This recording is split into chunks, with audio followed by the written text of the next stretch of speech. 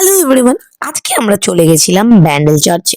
অনেক বছর পরে আজকে ব্যান্ডেল চার্চে গেলাম। অনেক ছোটবেলায় ব্যান্ডেল চার্চে গেছিলাম, সেই স্কুলে পড়াকালীন মনে পড়ে লাইন ধরে হাত ধরে ধরে নিয়ে যাচ্ছিল আমাকে। ব্যান্ডেলে অনেকবার কাজে এসেছি কিন্তু কোনোদিন চার্চে যাওয়া হয়নি। এখানে আমরা ব্যান্ডেল স্টেশনে নেমে পড়েছি আর চিপস কিনে নিয়েছিলাম। চিপস খেতে খেতে যাচ্ছিলাম আমরা। অটোর সঙ্গে দর কষাকষি করে ফাইনালি ব্যান্ডেল চার্চের সামনে নেমে গেলাম আমরা।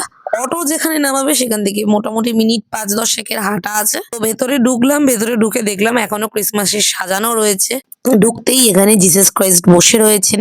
হয়তো এখানে এটা কোনো গল্প শোনাচ্ছে এঞ্জেলসদের, আর এঞ্জেলরা এখানে বসে ওনার শরণাপন্ন হয়ে গল্প শুনছেন।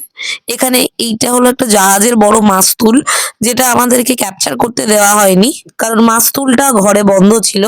আর এই জায়গাটা একটা প্রার্থনার জায়গা, এটা কোনোভাবেই নিতে দিচ্ছিল না ভিডিওতে, তাও আমি টুক করে নিয়ে নিয়েছি। টিয়ারা বসেছে জাস্ট দেখার মতো, কত টিয়ারা, মানে মনে হয় টিয়ারার পুরো বাজার বসে গেছে এখানে। কোনটা ছেড়ে কোনটা কিনবো এরকম একটা ব্যাপার। আর কিছু মোমবাতি আছে এখানে, বাবা এক একটা সাইজ তো আমার থেকেও বড় বড়।